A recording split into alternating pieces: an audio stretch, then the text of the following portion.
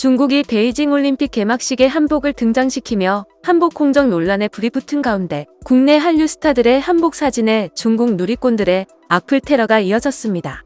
이에 사이버 외교 사절단 방크와 서경덕 교수는 SNS에 한복 챌린지를 제안했고, 중국은 한복 공정 논란에 대응하는 국내 SNS 운동을 두고 황당한 반격에 나섰습니다.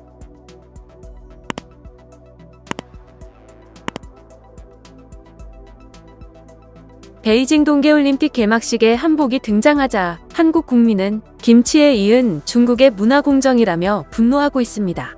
중국 측은 중국 소수민족 중 하나인 조선족의 문화를 소개한 것뿐이라고 해명했지만 한국 국민들은 쉽게 받아들이지 못하고 있습니다.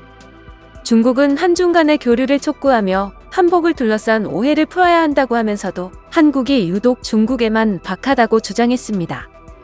중국의 한 매체는 한국인들이 중국 악성 네티즌의 댓글에 대응한다는 주장을 편달하는 내용을 썼습니다.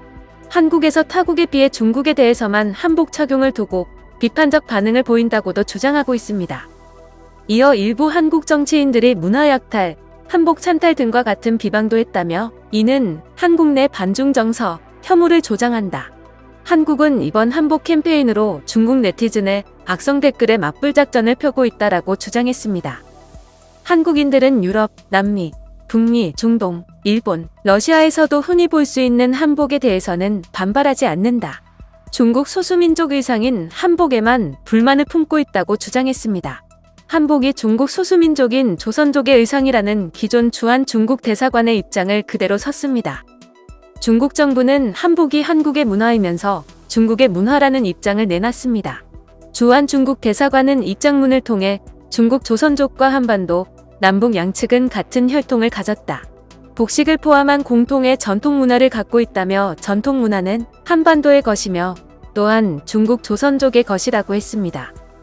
중국 대사관은 이른바 문화공정, 문화약탈이란 말은 전혀 성립될 수 없다며 중국 측은 한국의 역사 문화 전통을 존중하며 한국 측도 조선족을 포함한 중국 각 민족 인민들의 감정을 존중해 주길 바란다고 말했습니다.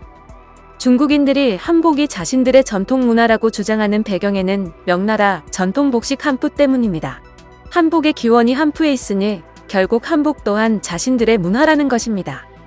한복은 중국 악성 네티즌들이 하는 악플이라는 주장과 다르게 2020년 아이치에서 방영한 사극 소주차 만행에서 시녀 역할 배우들이 한복을 입고 있어 논란이 됐습니다. 또 1편 빙심제오코에서는 갓이 중국의 전통 문화로 나왔으며 갓을 쓰고 연기한 배우가 자신의 SNS에 갓은 중국의 전통 문화라고 소개해 논란이 된 바 있습니다. 중국은 한국과 중국의 공동의 문화라고 주장하지만 언젠가는 중국의 문화를 한국이 약탈한 것이라고 주장할 것이라는 우려 섞인 전망이 나옵니다.